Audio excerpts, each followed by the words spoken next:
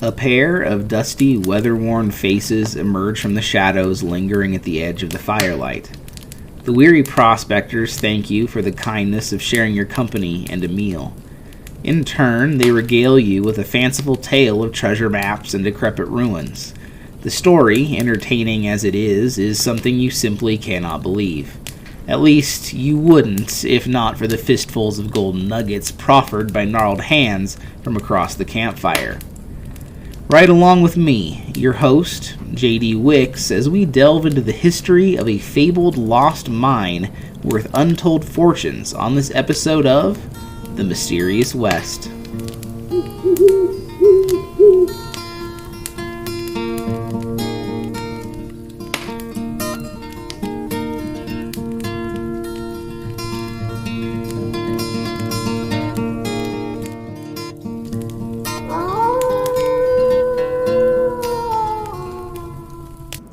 There are far more actors on the stage of the American West than popular culture often gives credit, each with their own unique contributions to our ongoing fascination with the frontier.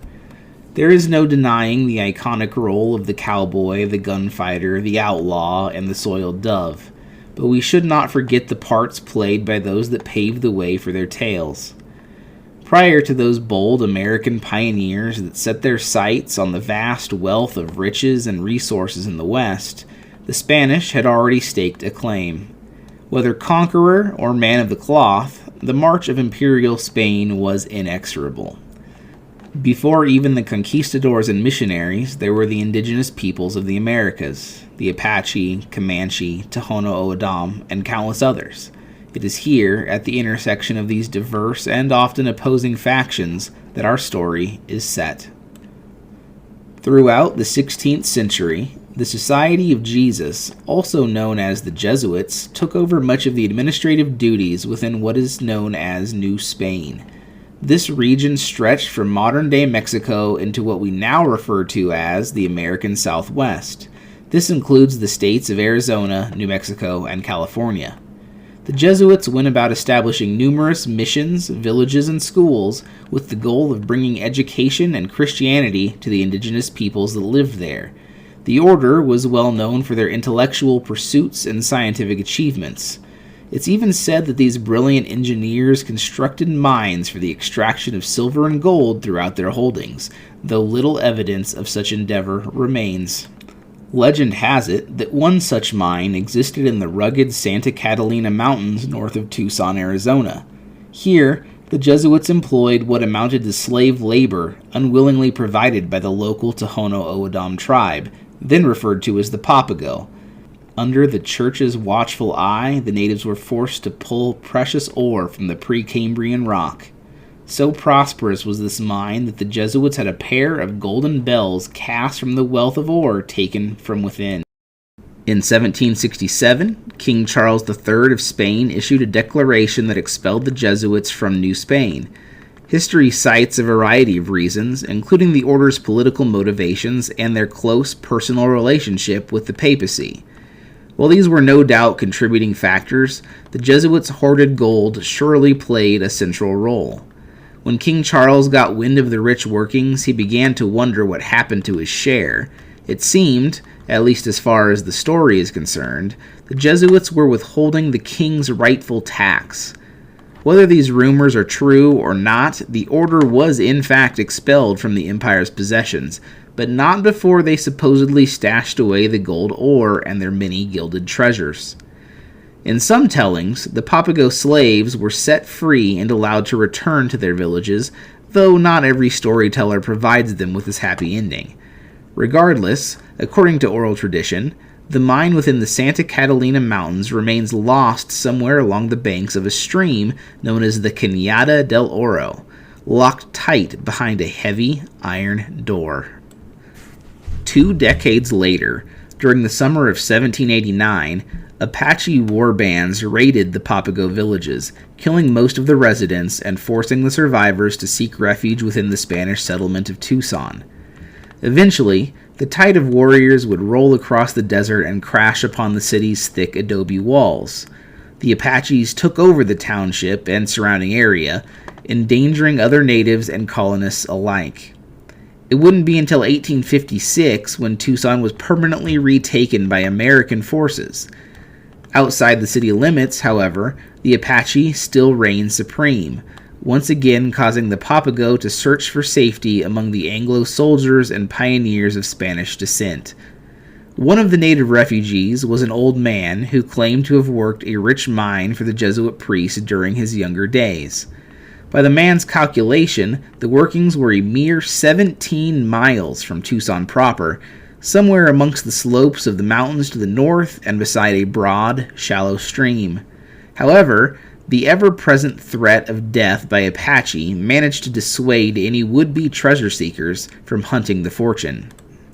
At the turn of the 20th century, an unnamed man, often described as elderly, purchased an empty building on North 6th Street in Tucson.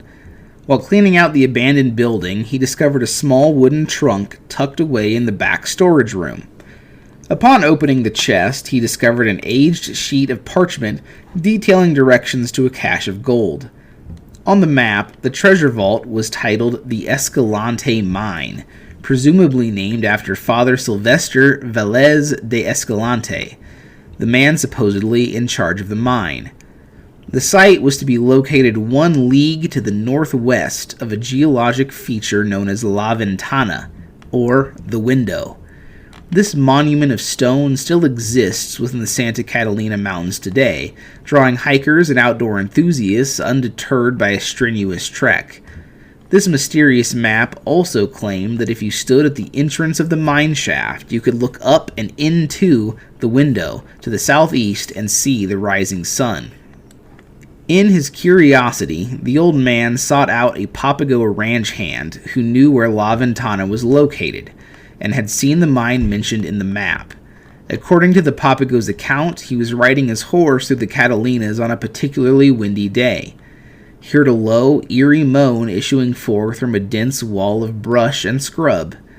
Upon further investigation, he discovered a small, partially caved-in mine shaft. The wind whipping about the entrance had caused the lonesome wail. Compelled to explore further, the ranch hand crawled into the shaft and was surprised to discover a scattering of gold ore. He claimed the minerals appeared to be awaiting transport, or perhaps smelting, but were simply dropped and forgotten. At the behest of other Papagos, he refused to lead anyone to the location of this shaft. Further research into the subject reveals another account of the lost mine's location in the form of a diary entry penned by a Spanish soldier, one Colonel Antonio P. Narbona. In 1848, Apaches still posed a dire threat to any who trespassed in their territory. Narbona led a military detachment into the Santa Catalinas with a directive to chase off, kill, or capture any Apaches they came across. One evening, while camping alongside a watering hole near Cañada del Oro, some of the men went to the water to wash their dishes after dining. After rinsing their plates and cutlery, they discovered thin flakes of gold clinging to the dishware. There was much excitement in the camp, but Narbona was having none of it. The soldiers were not permitted to pan for gold, as hunting the Apaches was their mission. A decade later, in 1858, a band of prospectors were panning for gold in the exact location of Narbona's campsite. They spent several weeks there collecting gold dust from the shallow stream. Their extended presence, however, attracted the attention of a band of Apaches who promptly put a violent end to their search. If, in fact, there had been any survivors, none of them ever returned to the banks of Cañada del Oro to collect. In 1880, Deputy Mineral Surveyor Salone M. Alice supposedly met 2 wandering prospectors on the western slopes of the Santa Catalinas.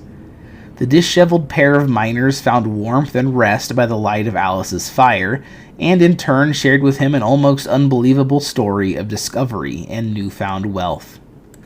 According to their tale, the 2 unnamed prospectors had been combing the deserts for gold south of the border near present-day Caborca in the Mexican state of Sonora.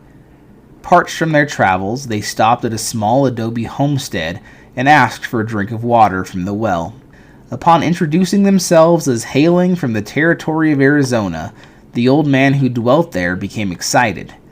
He claimed to be of Papago descent and invited the two men to stay. Over a simple meal, the Papago asked the two prospectors if they had ever heard tell of the mine with the iron door. Admitting their ignorance, the old man revealed a leather-bound journal from his grandfather and showed entries to the men.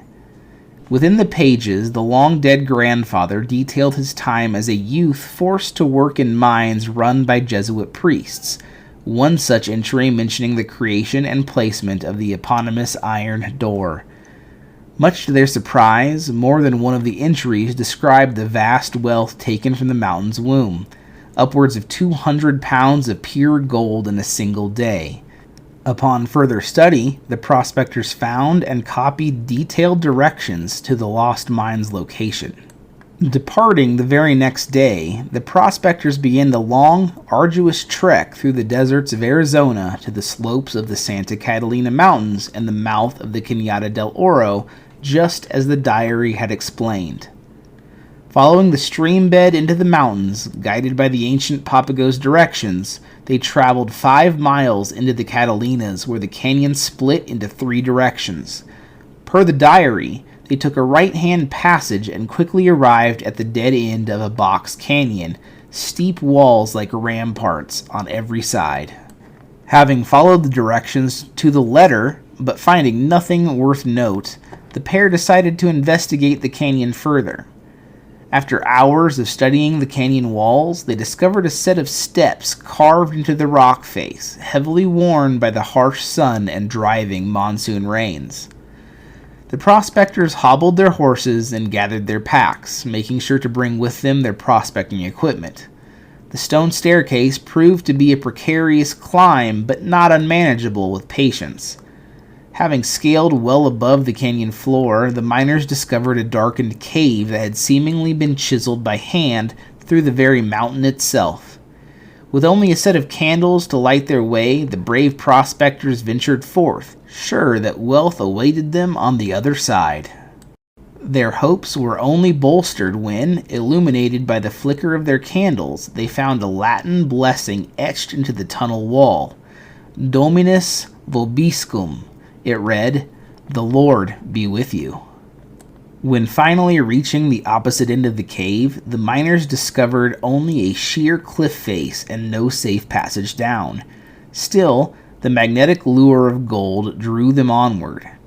Tying together lengths of rope, the prospectors made the dangerous descent into the remote canyon below. The valley itself was narrow and silent, quarantined from the rest of the mountain range by vertical cliffs and deep gorges on every side. The sun already having fallen beneath the saw-toothed rim of the mountains, the valley was quickly growing dark and cold. The prospectors hastily set up camp near the banks of a small stream that thread its way through the valley. While fishing for dinner, the prospectors found even more confirmation of the old Papago's tale. Gold nuggets littered the sandy creek bottom, shimmering in the dim twilight of a hidden world. Anxious to see what other secrets the valley held, the prospectors awoke early the next day, before even the sun had crested the canyon rim.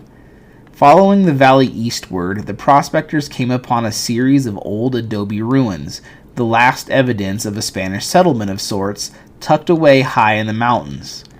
Among the ruins was a crumbling edifice that had clearly been a church at one time, the stone and brick even bearing worn Latin inscriptions like the one they had found in the cave. For days, the miners explored the ruins and the remote mesa top, searching for any sign of the mine written about in the Papago's journal. On the 3rd day, one of the men discovered an old iron door that had nearly rusted off its hinges. Calling over his partner, they pried off the door and tossed it aside, opening up the black pit of a mine shaft. Venturing forth into the darkness, they hadn't been walking for 10 minutes when the sparkle of gold-bearing quartz shimmered in the torchlight. For days the prospectors mined rich gold from the shaft, loading up burlap sacks with as much as they could carry, while still being able to safely make the return trip. Satisfied with what they had recovered, they scurried back up the cliff, back through the tunnel, and down the stone staircase where their horses and pack mules were anxiously waiting. From here, their goal was to travel to the nearby town of Oracle and stake their claim. Before leaving, however, they erected a cairn and left a notice of their holdings. It was on their trip out of Cañada del Oro that they encountered Alice. Being a practical man, Alice wasn't inclined to believe the sun-baked prospector's fanciful tale. However, when one of the men opened his sack to reveal no small sum of golden nuggets, he was left with no other option but to believe. Swept up in the miner's tale, Alice offered to back their mining claim with his own funds. Shaking on the deal, the prospectors traveled to Oracle to file paperwork and trade in their gold for cash and supplies. Alice would stay behind and await their return before venturing back into the hidden canyon. 3 days passed, and the prospectors had yet to return. Growing anxious, Alice too left for Oracle, thinking that perhaps his partners got caught up in celebrating their find, but that was not the case. It seemed that the prospectors had been swept up in a shooting incident just the day before, both of them being killed in the crossfire. Much to Alice's chagrin, he had not asked the prospectors for directions to the mine. Most recently, a lost hiker in the Santa Catalinas claimed to have discovered a mine shaft in the mountains, a cast-aside iron door sitting beside it. However, after a number of days wandering the rugged peaks, dehydration and exhaustion clouded his memory as to exactly where the treasure lay. In fact, the only memory he had at all was that of a pair of golden bells tucked away in the gloom of the open shaft. Much of this story is shrouded in local lore and legend. Conflicting viewpoints on historical fact muddy the search for both treasure and truth. That the Jesuits existed within the region of the Santa Catalinas at the appropriate time, there is no doubt. Numerous missions, including the 2 sites at Tumacacari and the famous San Xavier del Bac, were founded by the Jesuits and later abandoned either due to Apache raids, Papago revolts, or the 1767 expulsion. It is also true that the Jesuits were cast out of New Spain by Charles III, though whether or not illegally extracted gold was at the heart of the expulsion is up for much debate. At the time, Jesuits were not above involving themselves in politics. Coupled with the close ties to the Pope, many European monarchies feared a challenge to their increasing secularization of politics. Ultimately, it was decided that the Jesuits simply had too much power and posed a great threat to kings and crowns across Europe. While stories of Jesuit mining activities are central to a surprising number of treasure legends, the fact remains that there is no evidence that the Jesuits mined at all, at least according to historians and academics. However, there are those among the treasure hunting community that deny this and point to a variety of artifacts, ruins, and pictographs as evidence for church-sponsored mining activities.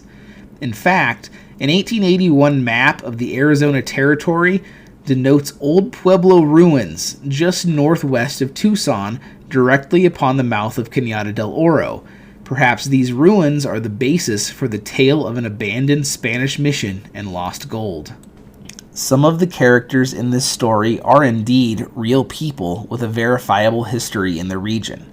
For example, Antonio P. Narbona was a Spanish-born soldier and politician who served in a variety of positions in the northern territories of Mexico, which are now part of the United States. Born in 1773 in what is today Mobile, Alabama, then Spanish Louisiana, he moved to Sonora in 1789 and joined the Santa Cruz Company of the Spanish Army. There, he rose through the ranks and became a captain, a lieutenant colonel, a colonel, and the notable commander of the Presidio at Tucson. He fought against the Native American tribes of the region, including the Navajo and the Apache. He signed a peace treaty with the latter in 1819. Narbona also supported Mexican independence from Spain in 1821, going on to lead the troops that swore allegiance to the Plan of Iguala. He also suppressed the resistance of royalists and rebels in both Sonora and Sinaloa. Narbona was elected as a member of the Provincial Assembly and served as the interim governor of Sonora and Sinaloa in 1822. He was appointed as governor of New Mexico in 1825 and held that position until 1827. Eventually, he would return to Arizpe, where he would die in 1830. With that in mind, you may notice that the version of the story I presented claims that Narbona was on a mission to hunt Apaches in 1848 when his troops encountered gold in the Cañada del Oro. This is notably 18 years after his recorded death. However, there is a slim possibility that the Narbona of this treasure tale was his son, also named Antonio Narbona and a career soldier. However, the progeny Narbona is recorded as dying in Mexico while fighting Apaches, meeting his end upon the threshold of his own house on December 23 of 1848, the exact year this story claims his Apache hunt was on. Now, it is possible, through the innumerable retellings of this tale, that the dates have become muddied and mixed up. It is true that 2 Apache fighting Narbonas existed, and it is possible that they were in the area of the Santa Catalina Mountains doing just that. However, exactly when it happened is seemingly lost to time. Those of you well versed in Arizona history may recognize the name of Salone M. Alice, as he played a major role in the founding of Arizona's most famous town too tough to die, Tombstone. Alice appears to have been born in Alberta, Canada, around 1839, at least according to the vagaries of period historical documents. He became a deputy mineral surveyor for Arizona in 1871 and surveyed a number of mining claims and town sites in the area. He also became involved with several mining ventures of his own. In March of 1879, Alice was hired by the Tombstone Town Site Company, a group of entrepreneurs wishing to establish a new town near the rich silver mines discovered by Ed Schifflin and his partners. Alice surveyed and laid out a 320-acre site on a mesa named Goose Flats, which was large enough to hold a growing village. He named 4 streets and numbered 12 others at right angles. The town site company filed a claim for the land and sold lots to both miners and settlers. The new town was named Tombstone after Schifflin's famous mining claim. Digging through census records reveals a man named Salone M. Alice residing in Tucson, Arizona in 1880. His occupation is labeled as surveyor. That this is the Alice from the story, I have no doubt. Even the time period lines up. However, there is no trace of the mysterious prospectors and their lost gold, at least beyond the numerous tellings and retellings of this tale. That said, it is true that the city of Oracle existed at the appropriate time, despite there being no mention of any killings or shootings in 1880. Oracle actually began its life as the prospecting site of Albert Weldon and his companions, taking the namesake of a ship Weldon traveled aboard while on his journey to the United States from Europe. That Oracle exists at all is a testament to the presence of valuable minerals within the Santa Catalinas. While a number of pieces to this puzzle can't be placed, it is not outside plausibility that Salone was in the right place to meet the 2 would-be millionaires who stumbled upon the mine with the iron door. And what of Father Escalante, whose name was emblazoned on the map locked away and forgotten in the old man's grocery store? While not a figment of any storyteller's imagination, there are some incongruities worth mentioning. Father Escalante was part of the 1776 Dominguez Escalante expedition, which sought an overland route from Santa Fe, New Mexico, through the rugged interior territory to the mission in Monterey, California. He is well known for vividly describing the trip, and his namesake has been given to sites throughout the desert Southwest, including Grand Staircase Escalante National Monument in Utah. You may have noticed that this expedition began in 1776, 11 years after the Jesuit expulsion. Escalante himself was also a Franciscan, not a Jesuit, and therefore his particular creed does not line up with the origin story we've been told. Could he have perhaps found the mine during the expedition? It seems unlikely, as the expedition only traveled through the northwesternmost corner of Arizona, never dipping far enough south to even see the Santa Catalinas. While it is true that a number of small historical details line up and provide minute veracity to the existence of the Iron Door mine, there are just as many that point to the opposite being true. It should be noted that there are no less than 15 lost mines with iron doors that populate the West. Many of them share qualities with the supposed location in the Catalinas, such as the presence of a ventana, Native American slaves, unnamed prospectors, and, of course, rusted iron doors. From Colorado to Oklahoma, there is no shortage of like tales and trails to forgotten treasure. Perhaps the most telling detail, however, is a story not of lost gold, but of the silver screen. In 1923, author Harold Bell Wright penned an adventure novel entitled The Mine with the Iron Door, which spawned a pair of film adaptations. In his novel, a pair of prospectors rescue a young girl from the clutches of an outlaw bandit in the mountains of Arizona. The girl eventually grows to womanhood and meets a man wrongfully accused of a crime. Throughout the story, the man rescues an educated native who tells him the location of a lost mine worked by Dominican friars. The 1924 silent film starring Dorothy McHale and Pat O'Malley was filmed in and around the city of Oracle. The movie, without dedicated preservation and circulation, seemingly vanished from the vaults of cinema history until an original French-language reel was discovered and translated in 2010. Complete with an updated score, the film was shown for the first time in 86 years at the Rialto Theater in downtown Tucson. Observant historians will have already taken note of a few key similarities between Wright's plot and the preceding story of Jesuit gold.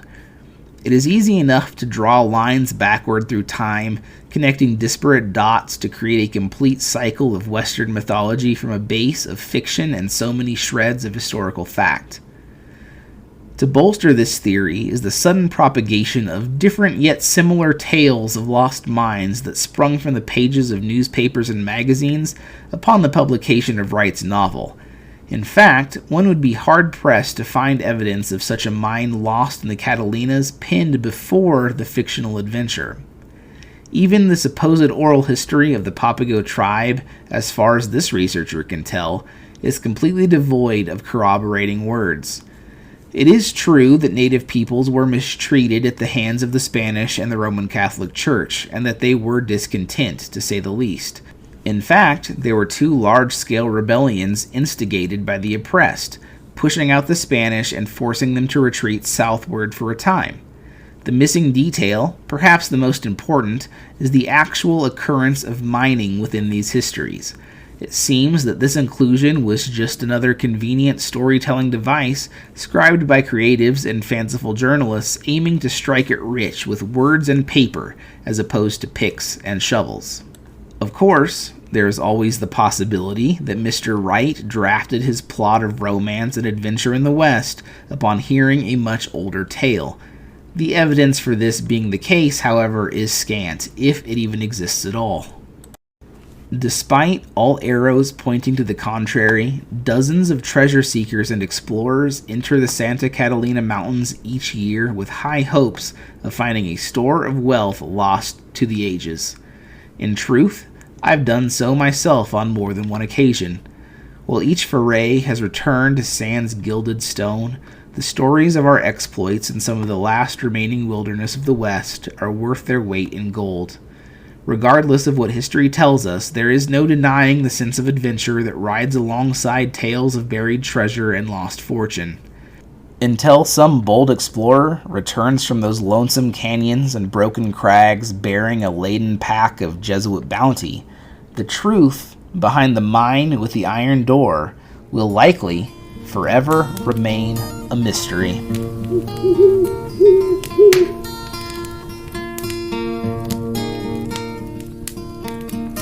Thank you very much for listening to the first episode of Mysterious West. If you are interested in further reading, check the show notes in the episode description. There, you will find links to all the books, resources, and articles I used in my research. Please leave a review if you are so inclined, and let me know if there are any topics you'd like me to research and report in the future. This is your host, JD Wicks, reminding you to sit tall in the saddle and keep your eye on the skyline. I'll see you at the next campfire.